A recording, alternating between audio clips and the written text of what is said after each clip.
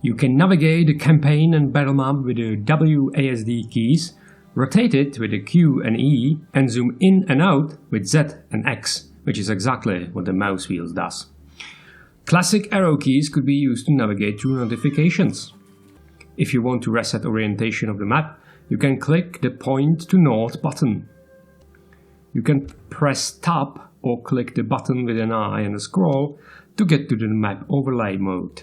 This might be useful if you want to find specific resources for the merchants. You can double-click the settlements to open the construction menu. Pressing N once will disable settlement banners. Pressing N again will enable them. Pressing Ctrl plus N will enable banners for armies, agents and navies.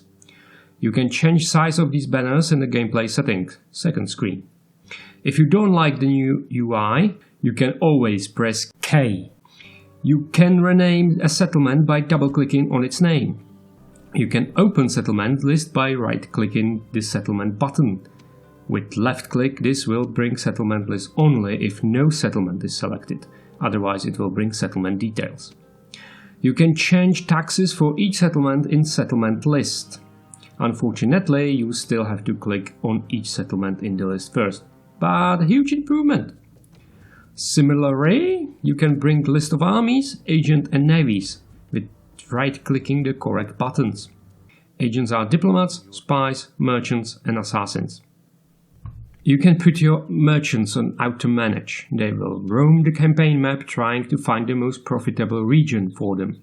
Beware, however, that they could be easy prey for enemy merchants.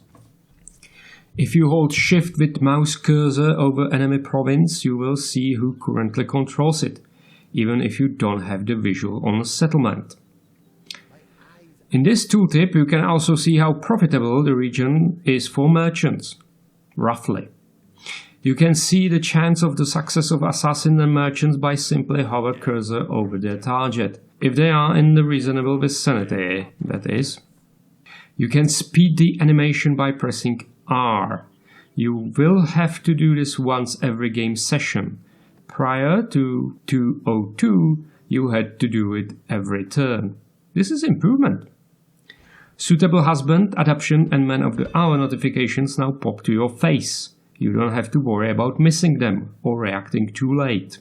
If you get your spy to the settlement infected with plague, you will easily know if he contracted the disease, because there will be a giant icon above his head. Right-click on unit, show its statistics window on the left. Clicking the question mark button on the statistic panel shows its description. I recommend to resize UI to at least 110% if you're gonna read that. You can now finally sort your army as you like by dragging them in the army bar.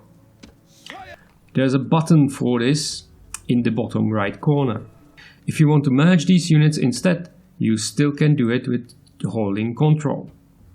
If you want to merge all units in the selected army, you can press Ctrl plus M or use another button in the bottom right corner. You can select all units in one army by pressing Ctrl plus A. You can select some units in a row if you click on the first one and hold Shift and click on the last one you want. You can pick what units you want to select by holding Ctrl and click on them.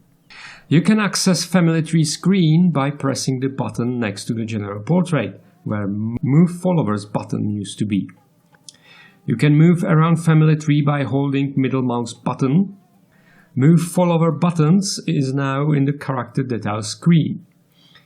You can fight Night Battle with every general that has at least 4 command stars. Night Battle means that the enemy can't get reinforcements unless they are also led by 4-level general or above. In battle, you can create groups by pressing Ctrl plus number. You can select all units by the same type by double-clicking on one of them. You can see where units will stand after it will finish your order by pressing space. You redraw the formation by holding and dragging right mouse button. You can move units forward in their current formation by holding Alt and dragging them with left mouse button. You can rotate this formation by holding Ctrl. You can switch between normal speed and faster speed by pressing T. Alt +1 is Rally ability if your general is selected. You can pause battle by pressing P or pause break. If you do this, you can still issue orders. You can press I in the battle to view unit statistics. You see selected units by default, however, by hovering above another, you will see them, even enemy ones. Most units have alternative weapons. You can order units to use them by holding out while issuing attack order. This way you can order hoplites to use swords, forcing ranged units to melee, legions to not use pillar before charging, skirmish cavalry to charge, or cataphracts to use maces. You can now like the video and subscribe to this channel.